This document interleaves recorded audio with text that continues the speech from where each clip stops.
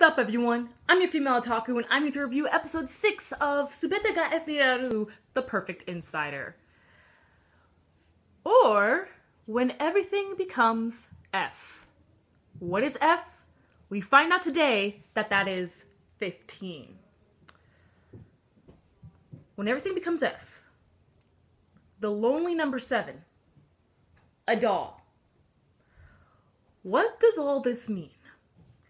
I'm just so happy that our characters are finally starting to get some clues and analyze the entire situation of what they already know. You know, it only took half the series. You see, a lot of people seem to really like The Perfect Insider, and that's great. I'm enjoying it now. At first, I really wasn't getting into it because it's painfully slow, okay? Sometimes an anime needs it to be slow-paced to fully introduce the characters, but like I said in I believe my episode 2 review, there's a lot of fluff dialogue where they're trying to really stretch out the episodes because this is only going to be about 11 episodes long, and it's pretty clear by now that they're only going to focus on this one case instead of them focusing on multiple locked room cases, which the description clearly says they were going to solve multiple locked room cases, and I would have loved to see that. So that's really the main reason why I was pretty salty about The Perfect Insider for a while now, because I did not like, nor did I expect, this extremely slow pacing, okay? But we're gonna ignore all that.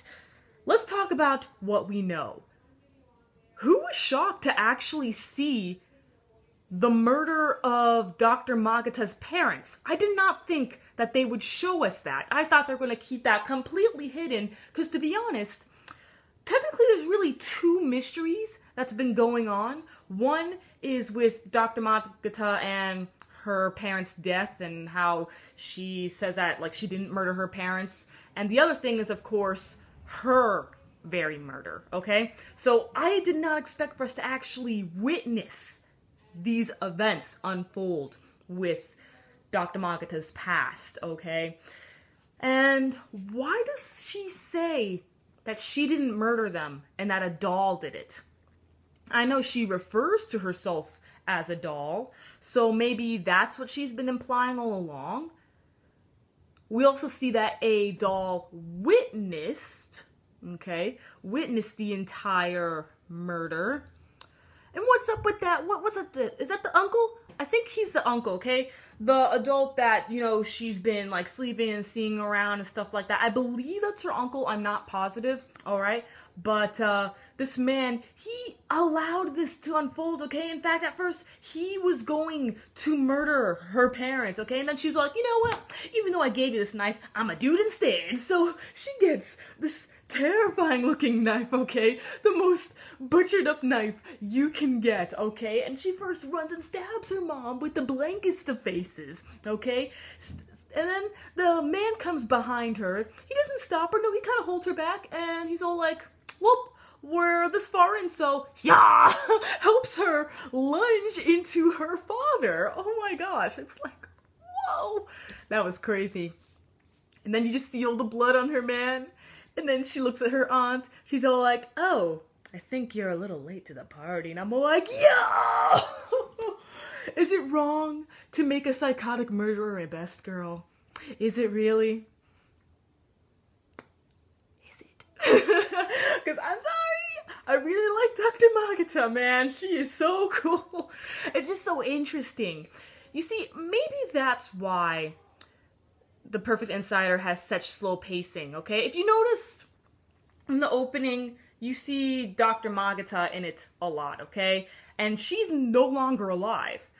Even in the ending theme, you see digital images of her. I think A1 Pictures knows how incredibly interesting Dr. Magata is, so maybe that's why they're focusing on just this one case and stretching it out, because she is the selling point. She is what drives this anime and what makes us come back for more, okay? So maybe that's the whole reason why it's so incredibly slow paced and stuff. It's because Dr. Magata is the selling point, okay? She is the anime's strongest and most interesting character, all right? So let's talk about other things that happened within this episode. So, I don't remember his name, but he was the dude that in episode 2 allowed Saikawa sensei and Moe to enter and stuff, and he did the whole handprint thing. Well, in this episode, at first, I got really upset because he was all like, hey, so we're trying to cover up the murder. If you mind taking this envelope here, you might agree. And I'm just all like, really? And he said that even the sister is all on board with this. You see, we haven't seen that sister since episode 3, I believe it was. What is going on? Why aren't we getting enough of her, okay? That's why I'm just so suspicious of her. I don't like this. I don't like that we're not seeing her enough, okay? It makes me think that she's the murderer, okay? But anyway, let's talk about the clues that we got within this episode, okay? Now, here's where our mystery unfolds and we can finally start trying to pinpoint and figure out how and who could have done all this, okay? So, Moe saw on the footage that there was the elevator, okay? The numbers changed. So, the murderer escaped using the elevator. So the murderer must have been behind the Dr. Magata and, the P1 that she was on. She must have been behind her.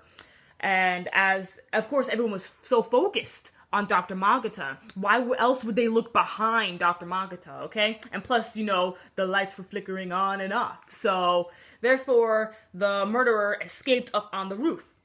Who died on the roof? The director, okay? Who was with the director? The sister, okay? To be honest, I don't believe we saw the sister on the helicopter. Because remember, the director arrived in the helicopter and then the sister was there with him. But I don't believe we saw her come out of the helicopter. So maybe she was waiting on the roof for the director to come, okay? And then make it look like that she got out the helicopter or something like that. Yeah, okay, I think we're getting somewhere. Ooh, this is gonna be fun, and I can't wait to find out more clues. Okay, this is gonna be good. The mystery is finally going in, and we can start figuring out things. All right, let's do this. Catch you tomorrow as a review Noragami Aragoto and K Return of the Kings. I'm your female otaku, sayonara.